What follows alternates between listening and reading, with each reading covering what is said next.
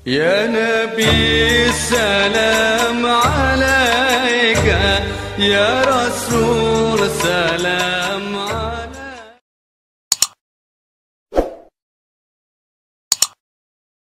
Bismillahirrahmanirrahim. Assalamualaikum warahmatullahi wabarakatuh. Alhamdulillahirabbil alamin. Wassalatu wassalamu ala asyrofil anbiya'i wal mursalin wa ala alihi wa sahbihi ajmain. Amma ba'd.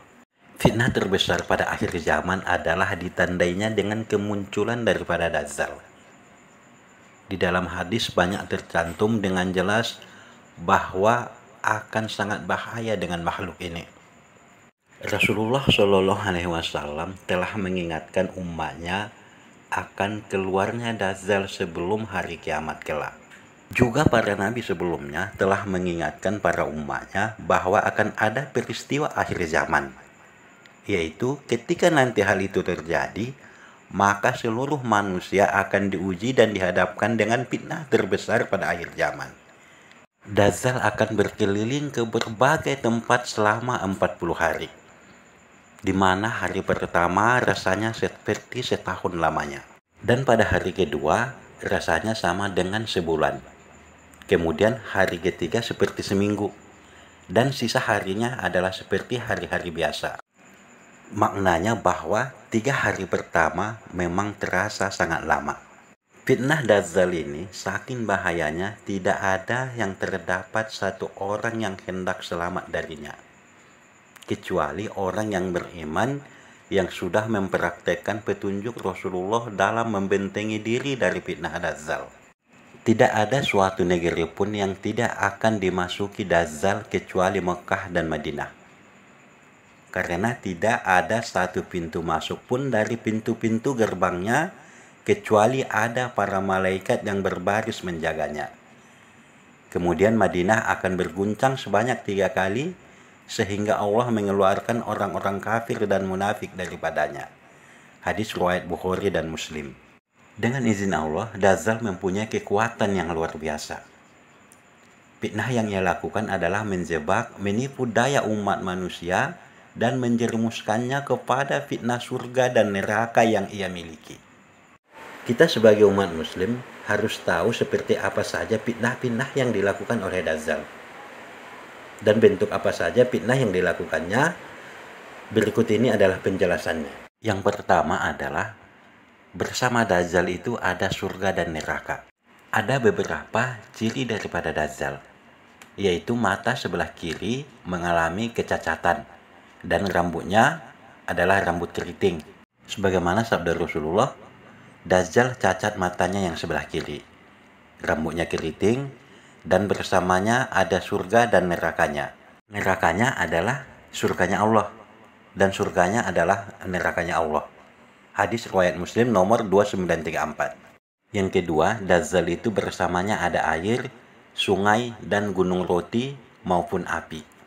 Sebagaimana sabda Rasulullah, sesungguhnya bersama dia ada surga dan nerakanya, sungai dan air serta gunung roti.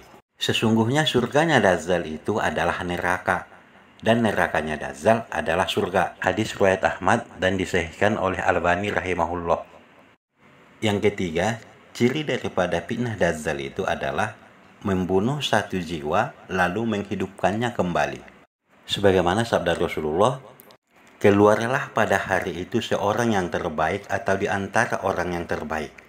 Dia berkata, aku bersaksi engkau adalah Dajjal yang telah disampaikan kepada kami oleh Rasulullah. Dan Dajjal berkata kepada pengikutnya, apa pendapat kalian jika aku bunuh dia dan aku hidupkan kembali? Apakah kalian masih ragu kepadaku? Kemudian mereka berkata, tidak. Maka Dajjal membunuhnya dan menghidupkannya kembali. Hadis riwayat Muslim nomor 2938. Yang keempat adalah Dajjal akan memerintahkan langit untuk menurunkan hujan. Sebagaimana sabda Rasulullah bahwa Dajjal akan datang kepada satu kaum dan mendakwahi mereka dan mereka pun beriman kepadanya. Maka Dajjal akan memerintahkan langit untuk hujan dan memerintahkan bumi untuk menumbuhkan tanaman.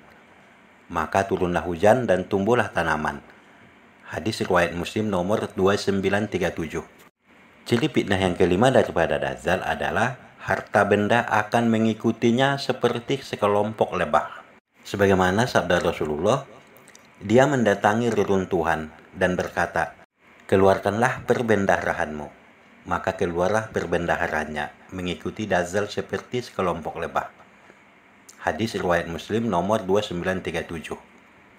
Yang keenam, ciri daripada fitnah Dajjal tersebut adalah menggergaji anak muda dan menghidupkannya kembali. Sahabat channel berbagi ilmu yang dirahmati Allah, itulah ada 6 ciri daripada fitnah Dajjal. Semoga kita terhindar daripada fitnah Dajjal. Nah, bagaimanakah caranya agar kita terhindar daripada fitnah Dajjal? Yang pertama adalah berpegang teguhlah dengan ajaran Islam. Yang kedua, berlindung pada Allah, yaitu dari fitnah Dajjal. Sebagaimana biasanya Rasulullah berdoa, yaitu ketika ataupun antara tasahud akhir dengan salam. Rasulullah menganjurkan kita untuk berdoa untuk dilindungi daripada fitnah Dajjal.